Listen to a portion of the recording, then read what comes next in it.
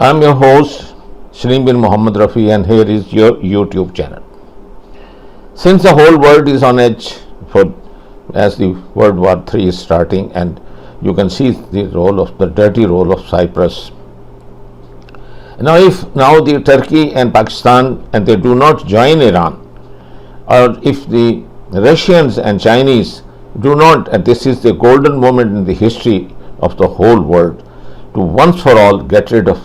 This will be the fall of the American empire, which it is not his war, but look at it the way they bought Congress, they bought the Senate. These paid touts they are nothing more than a barking dogs, and they've been slapped and humiliated and thrown out of Vietnam, thrown out of Afghanistan, thrown out of everywhere they have gone in war with. They have always been defeated, and never ever they have won, and they will face the worst scenario now in the case of this war, which they are going to support Israel. You can't support yourself.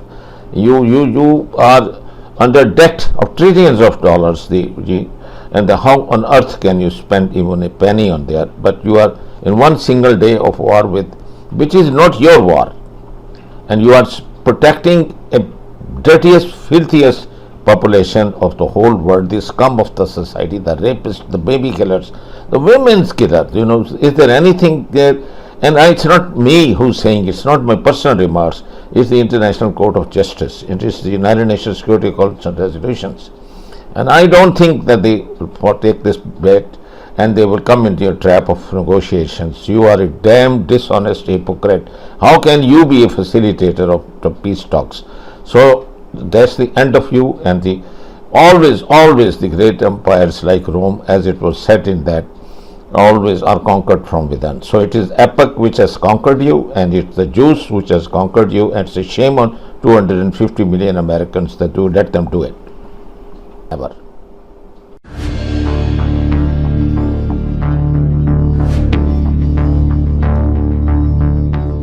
שלך מול המערכת, מול צה"ל, מול הפרקליטות? אני חושב שצה"ל שלנו הוא צבא בריא ביותר. המפקדים, הלוחמים, אנשי השטח. אם יש מישהו במערכות למעלה שרוצה לקלקל לנו, אני פה להגן על שמנו הטוב. שמחתי מאוד שהימין יודע להתעורר בארץ ישראל. אני לא רוצה להיכנס לימין ושמאל, אבל זה בסוף יוצא ככה, זה לא יעזור כלום, כי הצד הימני הוא זה שקם. עם ישראל יודע להתעורר כשצריך.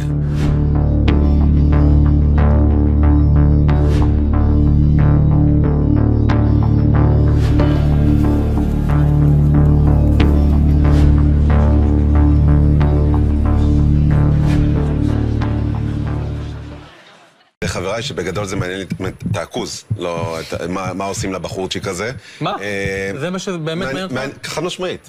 אני אתן לי אני אסביר. חיילים שמבצעים עבירה, חשודים בעבירה של אינוס, בעצור כפות. זה לא מעניין אותך? יפה. לא מעניין אותך תואר המידות של החיילים שלנו?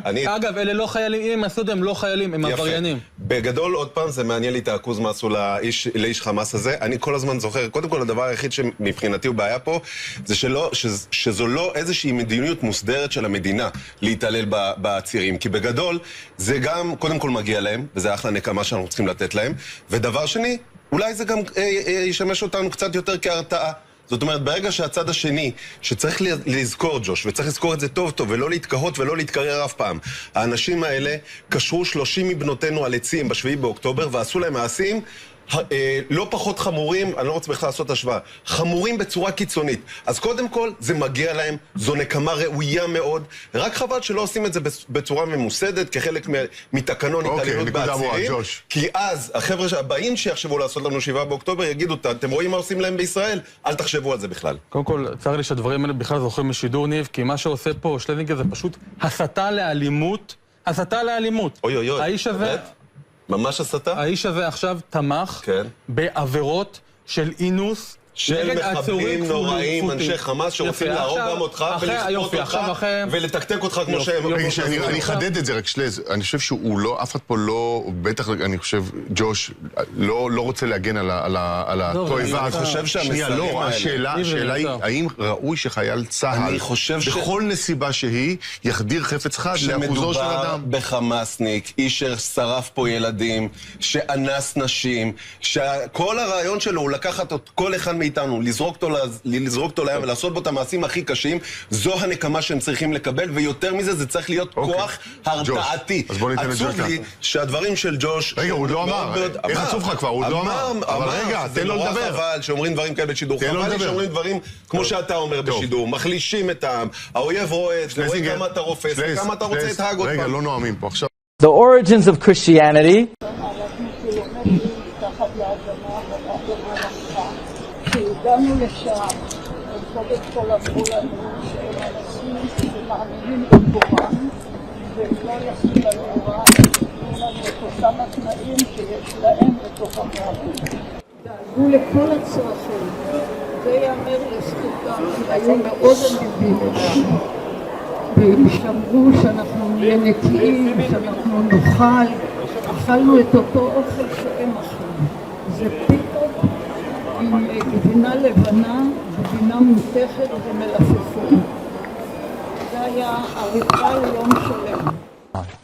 So, I mean, we have one party, it's the corporate party, and you get to choose between the more staid and controlled figure of an Obama or a Biden or a Harris, or you get the cult leader, demagogue, proto-fascist Trump. Now, the capitalist class would prefer the more measured and somber tones of the Democrats, but they can live with Trump. Chris Hedges is a Pulitzer Prize-winning American journalist who was a foreign correspondent for nearly 2 decades at the New York Times, where he was appointed as the paper's Middle East bureau chief and later their Balkan bureau chief. He's also the author of several bestsellers, including Death of the Liberal Class, An American Fascist, The Christian Right and the War in America.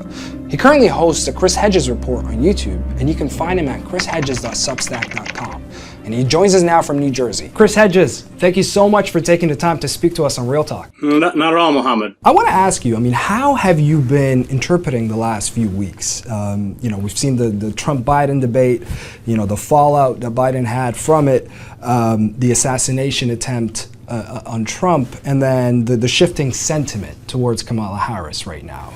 How do you see this moment in American history? Well, it's the throes of a dying empire and a dysfunctional system. I don't think there's much shifting sentiment to Harris other than among the billionaire class that stopped funding Biden because he's incapacitated. He clearly has severe cognitive issues. The internal polling within the Democratic Party showed a rout not only for Biden as the presidential candidate, but for members of Congress as well. And the pressure, because we live in a system of legalized bribery where it is that corporate billionaire class that determines who runs. And let's be clear, Biden has worked for these people for 47 years. They used to call him Senator Credit Card, and he was behind every disastrous neoliberal policy, whether revoking Glass-Steagall, that was the firewall that protected commercial and investment banks and led to the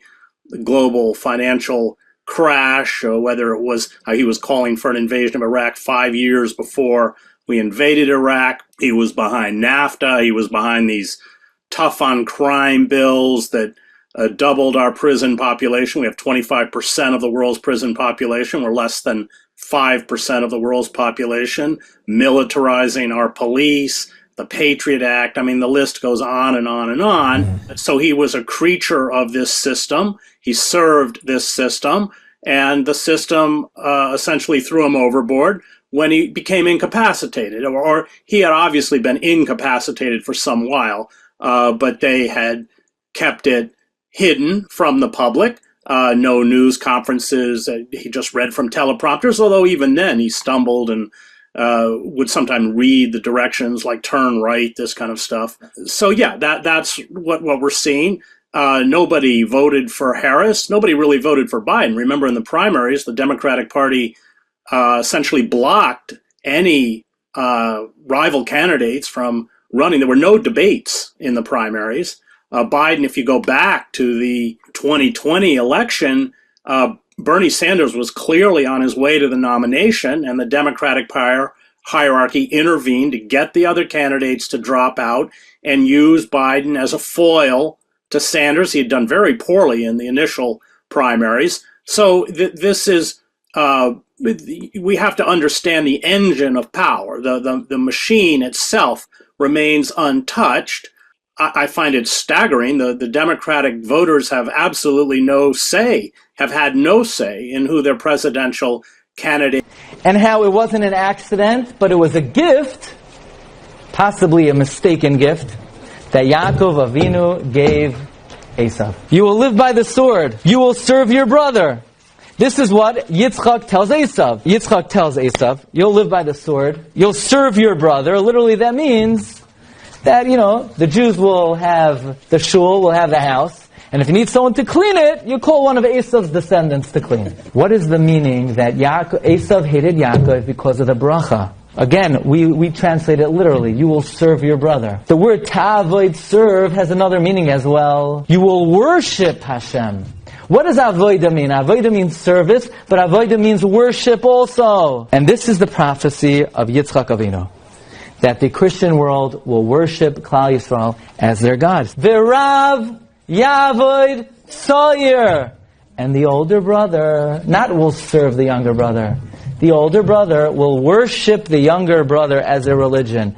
That Shem predicted from the beginning of time that Esav will worship a Jew as their religion. That's the nevuah of Yitzchak Avinu. That's the nevuah of Shem. What an astounding nevuah. And if you want to know why Esav hates Yaakov, it's not because we're socialists, capitalists, Bundes, Yiddishists. The Esav hates Yaakov because they suffer from a lack of identity and self-confidence in that they have to worship us. That's the root of anti-Semitism, says Rav Moshe David. Subscribe करना न भूलें, उसके बाद bell button पे click करें और अपने comments के सेक्शन में अपने कीमती जो ख्यालात का इजहार जरूर